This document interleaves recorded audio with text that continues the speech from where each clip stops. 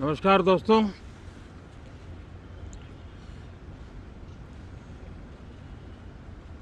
Monsoon सत्र में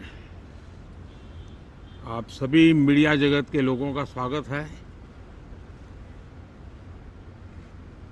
साथियों, मानसून नवीनता और नवसृजन का प्रतीक है और अब तक जो खबरें मिली हैं, देश में मौसम बहुत ही अच्छे ढंग से आगे बढ़ रहा है।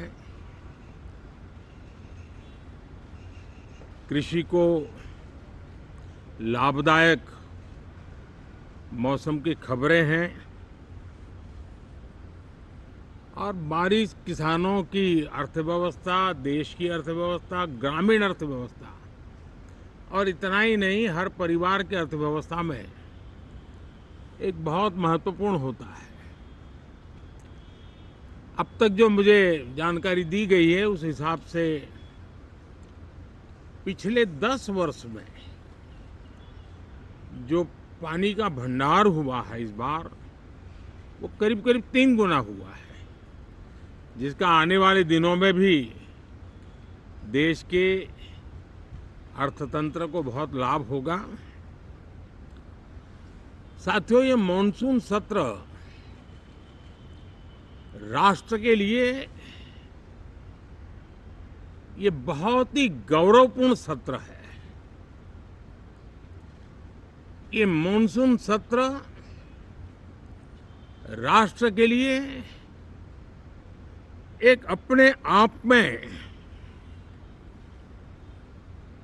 विजयोत्सव का रूप है।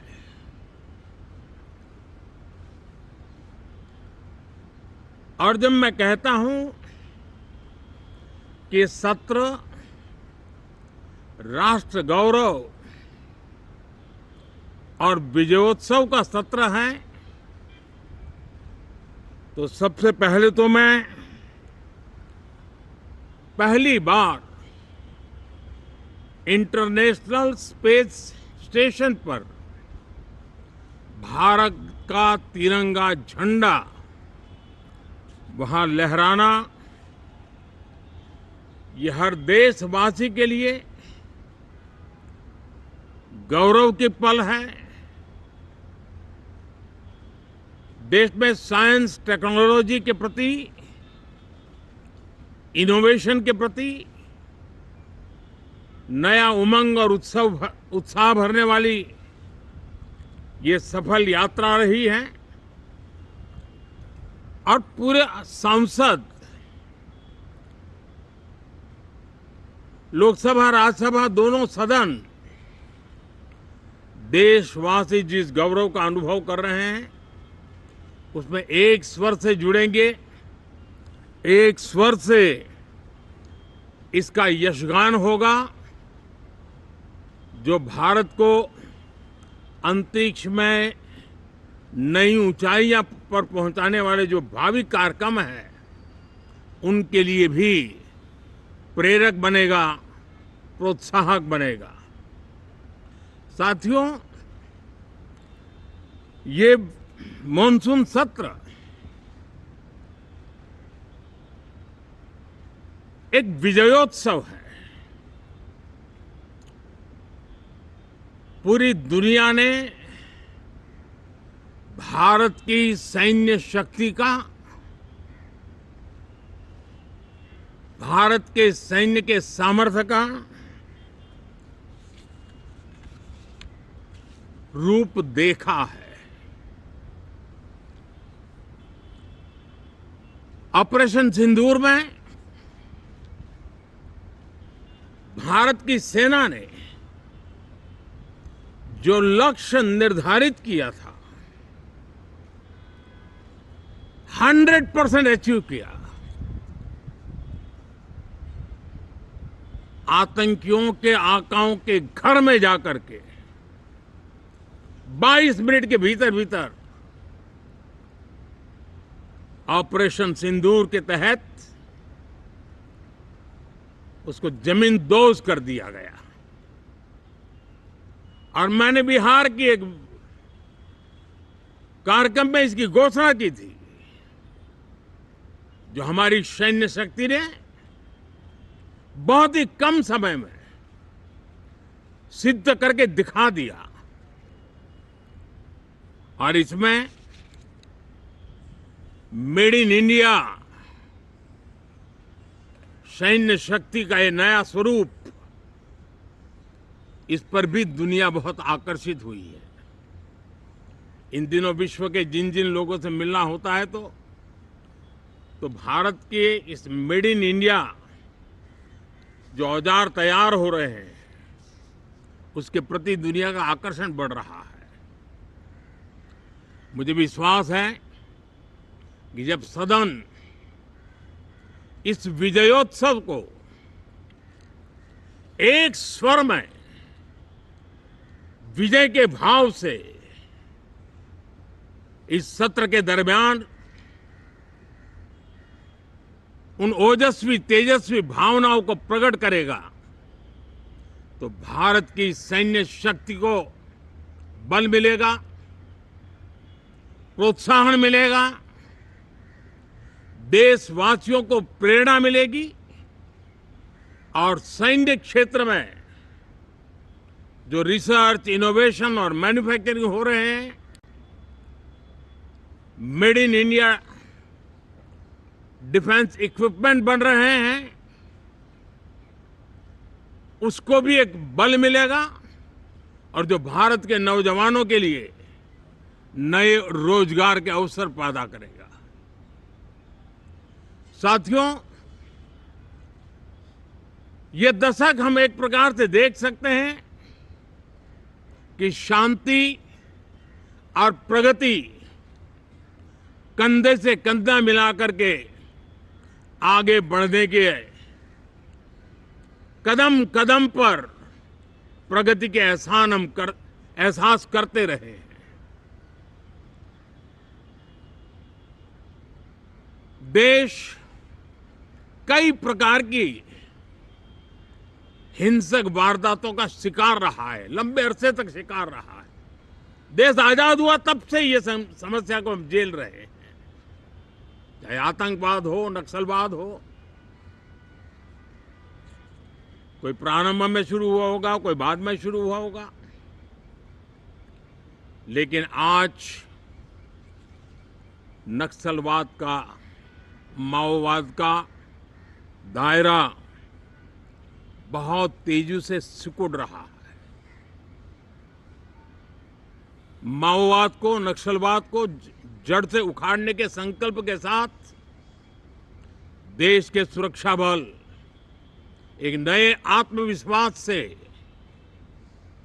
तेज गति से सफलता की ओर कदम रख रहे हैं।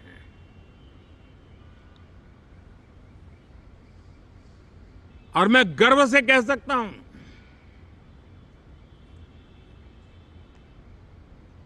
देश में सैकड़ों जिले नक्सल की चपेट में से निकल करके आज मुक्ति का सांस ले रहे हैं। हमें गर्व है कि बम, बंदूक और पिस्तौल के सामने हमारा देश का संविधान जीत रहा है, हमारे देश का संविधान विजयी हो रहा है। देश के उज्जवल भविष्य के लिए साफ दिख रहा है कि कल तक जो रेड कॉरिडोर थे, वो आज ग्रीन ग्रोथ जोन में परिवर्तित होते नजर आ रहे हैं। साथियों, एक के बाद ऐसी घटनाएं देशभक्ति के लिए, देश की भलाई के लिए संसद में पहुंचे हुए हर माननीय सांसद के लिए गौरव का पल है। और संसद के इस सत्र में ये गौरव गान पूरा देश सुनेगा, हर सांसद से सुनेगा, हर दल से सुनेगा। साथियों, आर्थिक क्षेत्र में भी जब 2014 में आप सबने हमें जिम्मेवारी दी, देश फ्रेजाइल 5 की अवस्था से गुजर रहा था। 2014 के पहले वैश्विक अर्थव्यवस्था में हम 10वें नंबर पर थे और आज भारत तेज गति से दुनिया की तीसरे नंबर की अर्थव्यवस्था बनने की दिशा में आगे बढ़ रहा है, दरवाजे पर दस्तक दे रहा है। इन दिनों 25 करोड़ गरीबों का गरीबी से बाहर निकलना, जिसको विश्व की अनेक संस्थाएं सराहना कर रही है। देश में एक जमाना था 2014 के पहले, जब महंगाई का दर, इन्फ्लेशन रेट डबल डिजिट में हुआ करता था। आज 2% के आसपास आकर के देश के सामान्य मानव के जीवन में राहत बन गया है, सुविधा बन गया है।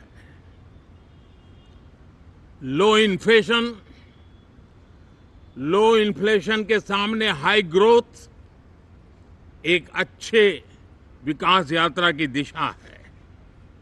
साथियों, डिजिटल इंडिया,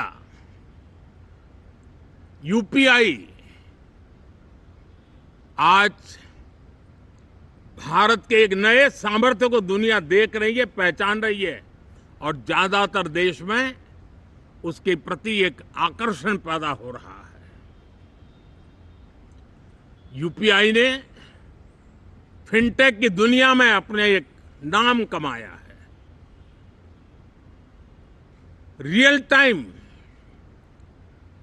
डिजिटल ट्रांजैक्शन दुनिया में सबसे ज्यादा हो रहे हैं।